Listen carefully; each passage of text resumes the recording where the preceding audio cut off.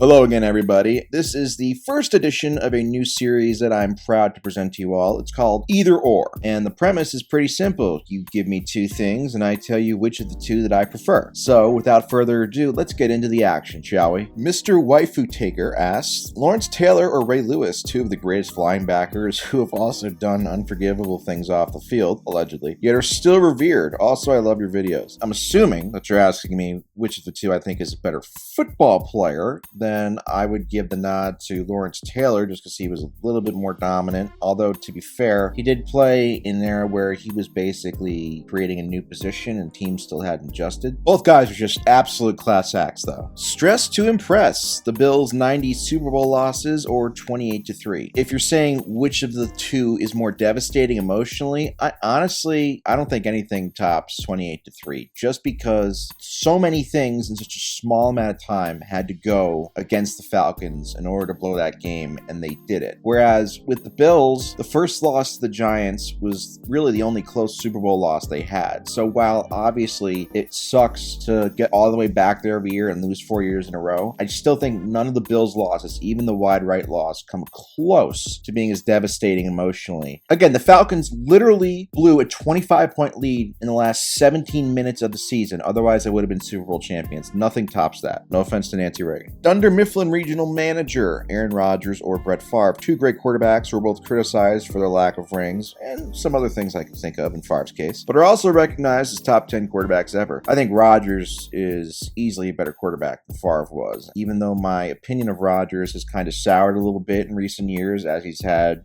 more playoff letdowns. I just think that the amount of turnovers and boneheaded plays Favre had, I think Rodgers is less responsible for his teams not winning more than Favre was for his teams not winning more. Elliot Stevenson, visual horror or psychological horror? By visual horror, you mean slasher films, or psychological horror, you're talking about supernatural, demonic possession films? The answer for me is obviously visual horror. I've talked about this before. Films like Paranormal Activity and the Blair Witch Project and all this other shit where, you got things, supernatural things at work. I don't really get affected by that because I know it's not real, but the thought of a guy in a unsettling white mask breaking into my house and killing me like Michael Myers, is it probable? No, but it's plausible. And so I think slasher films have always been a lot more scary. They're a big reason why I fell in love with horror. But to be honest, Steph Curry's shooting splits in the final minute of the playoffs on go-ahead shots is scarier than any horror movie ever.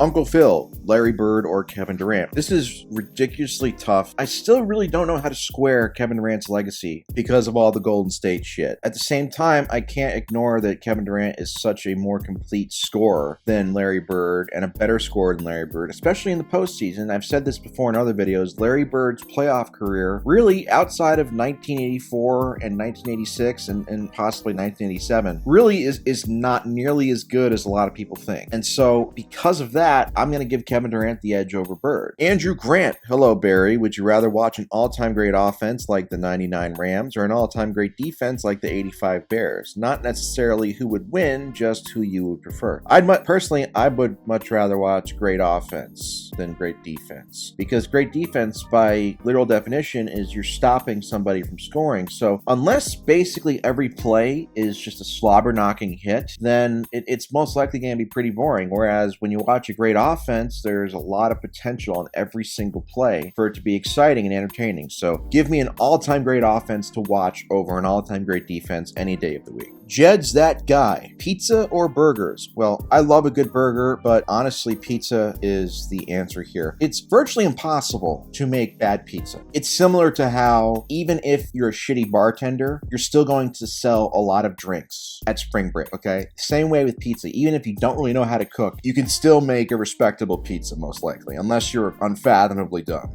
MP, The Sopranos or Breaking Bad? Ooh, this is a good one. I would have to give the edge to The Sopranos just because there was a little bit more action consistently, and they had fewer dull moments, I think. Breaking Bad's a little bit more of a slow burn, whereas Sopranos is kind of like every episode there's something going on. Both are all-time great shows. I absolutely love both of them, but I would give The Sopranos the edge, just because Tony Soprano was such a man of integrity. Ravens won. Darrelle Revis or Deion Sanders, two of the best cornerbacks of all time and both massive impacts in their era. I'm going to surprise some people. I'm going to say Darrelle Revis, and the reason is this: Revis played in an era where it was much, much harder for cornerbacks to be great, whereas Deion played in an era where a lot more physicality was allowed, and Revis, in my opinion, was a more complete corner. He was a much better tackler. He was a thumper and run support, whereas Deion was basically, no run support really came to Deion. So Deion obviously was a phenomenal cover corner. He had great makeup speed, but I've watched a lot of old Falcons games and Cowboys games, and I gotta admit, he gets burned a lot more than I thought he would. And so the idea of Deion being this corner who almost never gave up any catches at all, I think it's a little bit of hyperbole from guys who are romanticizing the past. So at their best, I would take Darrelle Revis. Melissa de Ochoa, I hope I said that right. Justin Jefferson or Jamar Chase? I would take Jamar Chase just because I feel like his game, he's a more physical receiver. That translates more to the postseason. But Justin Jefferson obviously is a stud in his own right, and both of them are still so young. There's no saying that Justin Jefferson can't go on to become one of the best postseason receivers of all time. I just feel like Jamar Chase, in big moments, I would rather have Jamar Chase, even if Justin Jefferson at the moment has better stats. I would also like to see Jefferson increase his touchdown totals. I think that's the one area where Chase does have an advantage over him as well, besides the physicality. So I would go with Jamar Chase, but it's very, very close. Both are phenomenal players. Ross to 32, Michael Vick or Cam Newton? I would say Cam Newton was a better quarterback, although to be honest, both of them were pretty mid as passers, but Cam Newton to me will get the edge because his 2015 MVP season was better than anything Vick ever did, and he took the team to a Super Bowl, which is also something Michael Vick never did, although Michael Vick was more entertaining to watch, which is saying a lot because Cam in his prime was pretty fun to watch as well, but Michael Vick, when he was in his prime, he was pretty electric to watch, even though he wasn't very good. Mark Oliver, Nickelodeon or Cartoon Network? Wow, this is a good one. I would say Nickelodeon just because as a kid, Nickelodeon had more lighthearted shows, whereas Cartoon Network was a little bit more dark, and they had Toonami and Dragon Ball Z and stuff. I mean,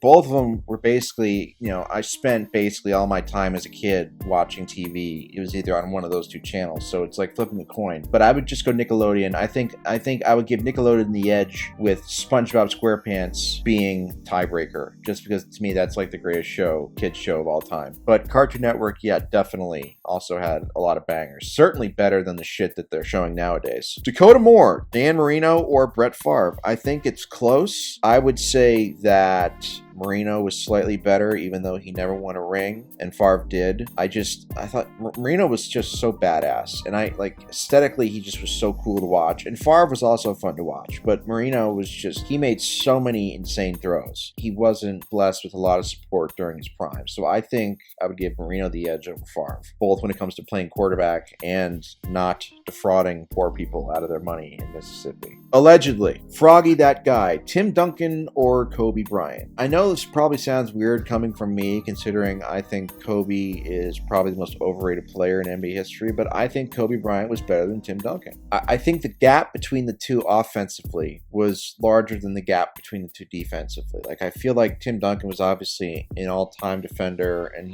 Tim Duncan's a great player, there's no question about it. He's one of the best players of all time, but I think I would take Kobe's offense over Duncan's defense. To me, Duncan, outside of a few years, really, his scoring numbers really, and his offense leaves a lot to be desired, in my opinion, for a guy who is held up as a top 5-ish, 10-ish player ever. Nets post-game show, Steph Curry or Kobe Bryant? I think Steph is better than Kobe just because of the massive difference in efficiency, even once you adjust for era, because I know that's what Kobe fans always say. The way I look at it is, if you said to me, would you rather play against a team with Steph Curry on it or a team with Kobe Bryant on it? I would much rather play a team with Kobe on it than Steph, because Steph, he's just so much more efficient, even if Kobe is a better defender than Steph was. For the record, neither of them are even anywhere close to LeBron. Just want to make that clear. Big guy, Phillip Rivers or Dan Fouts? That's an interesting one. Both of them were stat merchants who never won anything and were pretty bad in the postseason, but I'm going to end up giving Fouts the edge because he had an absolutely amazing beard, and also for his cameo appearance in The Waterboy. Shut up, Brent. Luminator, prime A-Rod or prime Pujols? I would give A-Rod the edge just because I believe his defense was better than Pujols. And I know Pujols was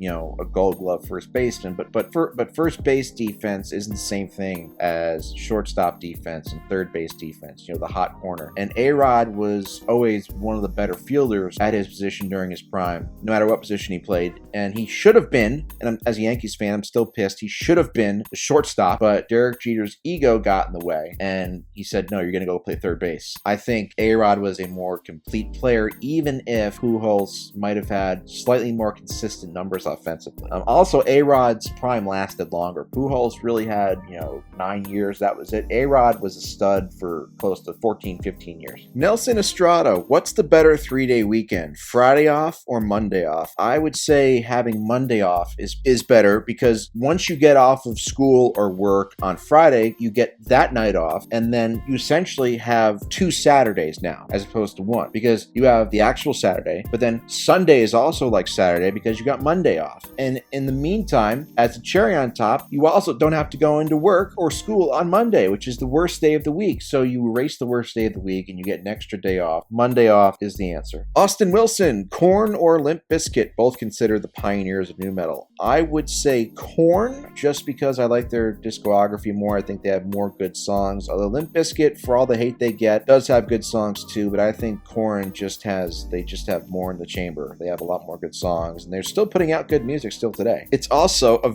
very, very healthy food for you. Alex Lightbody, no offense to anorexics. Tiger Woods or Jack Nicklaus? I would think this would be pretty straightforward, right? I mean, Jack Nicklaus has the most major wins ever. He has, I believe, the most runner-ups ever in majors. And you could say Tiger obviously had the best peak of any golfer ever in the early to mid 2000s, when he was winning, 2 majors every year, and he was performing coitus with several ladies of the night, so to speak, off the course. I'm not enough of a golf expert to really know offhand whether Tiger's competition during his career was better than Nicklaus's, but I mean, just straight up, Nicklaus has more wins. So as a non-golf expert, I'm going to say Nicklaus has the edge. Dylan Chapman, Joel Embiid or Nikola Jokic? I personally believe that Jokic is a better player than Embiid. I think Jokic is way more fun to watch. But to be honest with you, I'm just completely sick and tired of the Embiid versus Jokic debates. I just want everybody to know I will be rooting for both of these guys if they have to play against the Warriors, because the Warriors are the real enemy here, not Embiid or Jokic. Don't get distracted, folks. We need to literally manifest. We need to stop the Warriors from winning the championship again. The fate of the universe and the future of basketball discourse relies on it. Further into the void, horror genre of the 80s and 90s or the horror genre of today, which one would you go for? Oh, obviously the 80s and 90s. I mean, horror movies today, for the most part, they're too pretty. That's my biggest issue with horror movies today. Most of them, they're too pretty. I need the gritty feel and look of horror movies of yesteryear. Really, not even so much the 90s. Like, the 90s had some good horror movies, but the 70s and the 80s, those were the golden years, because when you were watching those horror movies, the cinematography, it was grainy, and you really kind of felt slimy and dirty, and you felt like you were in the action. That's what horror is missing.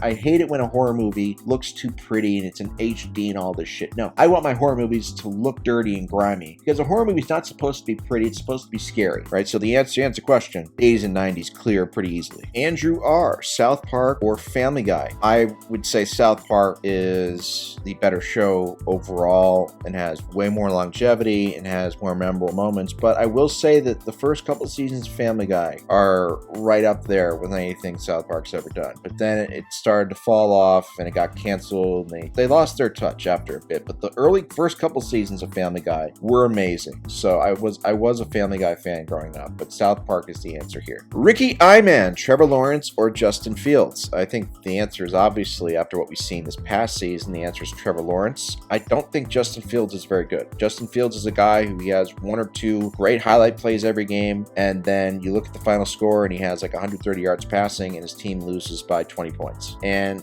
Justin Fields' sack percentage is historically awful. He has trouble diagnosing defenses. I think right now Trevor Lawrence is better, and I think Trevor Lawrence is going to become even better, and the gap between the two is going to grow even more the more Trevor Lawrence continues to play. But again, I say this like I don't hate Justin Fields, but Bears fans, he's just not good, okay? I know you guys, you're trying to ride for your guy, but he's not good. If I were you, I would tank 2023, get rid of Fields, and draft Caleb Williams, because Caleb Caleb Williams is the next big thing. Don't say I didn't warn you. Daddy Barry is always looking out for people. Proud cat owner, Adam Sandler or Will Ferrell? Both great actors in their own right. Would love to hear your opinion, Barry. I think Sandler's peak, and I tweeted about this, and it kind of became a pretty big tweet. I said that Sandler's run in the mid-90s, when he had Billy Madison, when he had Happy Gilmore, when he had The Waterboy, The Wedding Singer, Big Daddy, that's like the equivalent of what Michael Jordan did in the 90s with the Bulls. I don't think that'll ever be touched. So I think even though post-2000, Will Ferrell has had a lot of great movies, and he's also very, very funny and talented, I just think that for me, I'll always give Sandler the edge because that run that he had in the mid to late 90s was so historic and so amazing that I have to give Sandler the edge here. Although Will Ferrell, he also has some classics too. Step Brothers, Talladega Nights, I mean, you can go on. But Sandler's the answer here. Ashton Phoenix, Mahomes versus Rodgers skill-wise in their peak. I've always said that Aaron Rodgers, before he had the collarbone issues, really like early 2010s to 2016-ish, is the best arm talent I've ever seen. Now, I don't know if that's the only skill you're talking about. Mahomes is a little bit of a better scrambler, and Mahomes is better at avoiding sacks, but Rodgers he's made some throws that I still haven't seen Mahomes or really anybody else make. So I think skill-wise, arm talent, Rodgers wins the argument there, but I do believe Mahomes is the better quarterback who is more clutch and better at avoiding sacks. Carter Thomas, Wayne Gretzky, or Michael Jordan, which athlete was more dominant in their respective sport? This was pretty tough question. I would have to say Gretzky in the end, though, simply because of the most mind-blowing stat ever. If you took away all of Wayne Gretzky's goals, he would still be the NHL's all-time points leader. To me, that is such an unprecedented level of dominance that I really think the argument ends there. Although similar to Jordan, I do have some questions about his level of competition compared to today's era, but in his era, I think Gretzky was more dominant than Jordan was in basketball, which is not an easy thing to do. Jimmy Vance, Dwayne Wade, or James Harden? Well, to be honest, I'm not really a fan of either of these guys, but I think Wade gets the edge still just because his 2016 playoff run is better than anything Harden ever did. James Harden is such a playoff choker that despite the massive advantages he has numbers-wise over Wade in the regular season, I would still give Wade the edge overall because of how much of a choker Harden has been. Although Wade's playoff career without LeBron after 2006, really not much home to write about either. Momo, Batman or Superman? Eternal rivalry, two sides of the same coin at times, but which one would you choose if one absolutely had to go? So which one would I choose if I said which one was worse, basically? I would say that strictly in terms of entertainment value, I think Batman is better because Superman, quite honestly, as a character is pretty boring because here's a guy who has all this superhuman ability and he basically never does anything with it outside of stopping crooks and stuff. The key part about Superman is that he is so much more interesting as a bad guy. Like the Injustice series and the Injustice video games when he goes crazy and he kills the Joker and basically loses his mind. Like then he becomes so much more interesting. If that's what Superman was all the time, then I would say he easily clears Batman. But Batman, for all of his fault and annoying things that he has as a character, like letting the Joker live again and again, even though all he does is kill people, I still think Batman has the better story and is the more interesting character, even if Superman might be the better superhero because he's stronger. But to answer the question, if one had to go, I would say Superman. Nicholas Bither, peeing or pooping? I mean, come on, we're all wondering, Barry. I think on an everyday basis, I would say pooping feels more satisfactory because you're going in there, you're cleaning out your colon, you're doing something healthy, but there is nothing poop related that can touch the euphoric feeling of peeing while drunk or after drinking an iced tea. And if you've ever experienced any of those things, you agree with me. So I would say peeing takes the edge. John Smith, as a Rams fan, Isaac Bruce or Torrey Holt? Both were great players, obviously. I think that Isaac Bruce had better longevity than Torrey Holt, but I think at their best, I think Torrey Holt was the better player. So to me, I would say Torrey Holt. Isaac Berglund, prime Randy Moss or prime Calvin Johnson? Well, to me, Randy Moss is the second best receiver of all time, so I would have to say, despite Megatron's greatness, that Moss Moss is the answer here, strictly because he had the element of speed that scared defenses that Calvin Johnson didn't have. And that's not to say Johnson wasn't fast, but Randy Moss, when he was at his best, really was a nightmare. I mean, they're both nightmares. Again, they're both for top 5 receivers to ever play the game. But I think Moss gets the edge just because he was a little bit better at scoring touchdowns and because his speed scared defenses a little bit more than Johnson's did. Henry Brown, Anthony Davis, or Damian Lillard all time? Well, I think Anthony Davis is the answer here. I think his combination of offense and defense trumps Damian Lillard's offense. Both of them are great offensively. You could maybe argue Lillard is a little bit better offensively. I don't know about that, but you could argue it. But defensively, there's no question. Damian Lillard's always been a terrible defender. Anthony Davis, when he's locked in and engaged, he's actually healthy, is one of the more impactful defenders in the league. So Anthony Davis is the answer. Clyde Half Moon, Greg Popovich, or Phil Jackson, usually considered the 2 unanimous NBA coach GOATs. I would say probably Phil Jackson, just because it's all true. He had Jordan and Pippen and Shaq and Kobe, and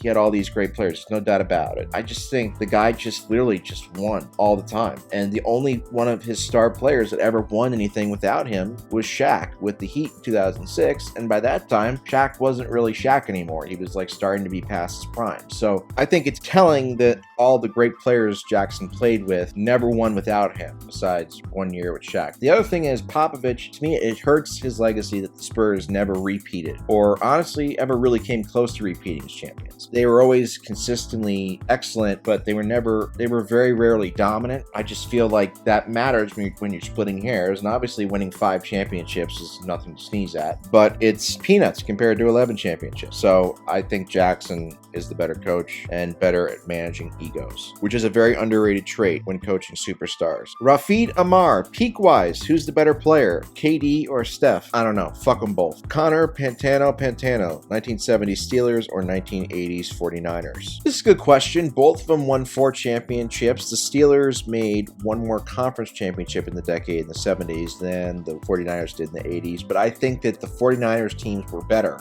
and more complete teams overall than the 70s Steelers, more specifically the earlier version of the 70s Steelers when Bradshaw was more limited as a quarterback. The 49ers were, those 80s 49ers teams, really some of the most complete teams to ever play. NDSU fan, March Madness or NBA playoffs? Obviously NBA playoffs. Yeah, March Madness is okay or whatever, but if I just wanted to watch a bunch of kids throw up bricks for 40 minutes, I could go to my local YMCA. Smell my pits, 15. Tom Brady joining the Eagles or dying of a marijuana overdose? Well, for as much as I hate Tom Brady, I think dying is probably worse. So I would say Tom Brady joining the Eagles. Emmanuel, Cowboys winning the Super Bowl or Curry getting a 5th ring? Well, considering the fact that whether or not the Cowboys ever win another Super Bowl, Cowboys fans will continue to be obnoxious regardless. I would rather them win another Super Bowl than Steph Curry win another ring, because that means Steph's fans would become even more emboldened and even more stupid, and NBA discourse would be ruined even worse than it already has been by then. So I would very begrudgingly say Cowboys win the Super Bowl.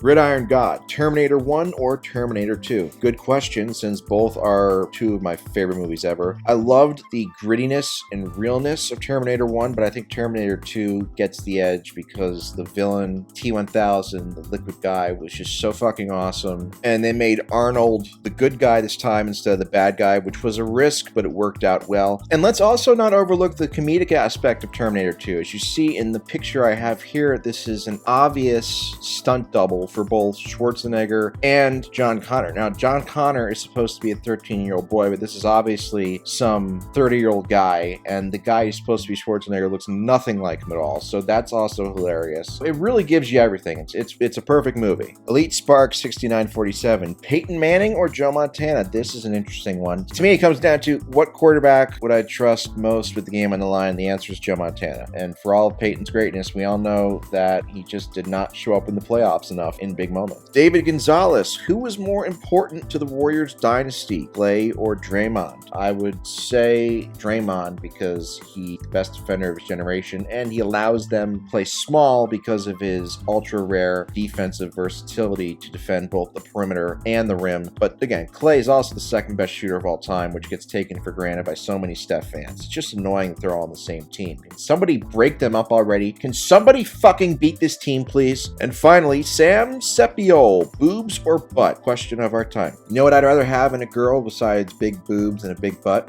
A big heart. That's what matters. Take care, guys.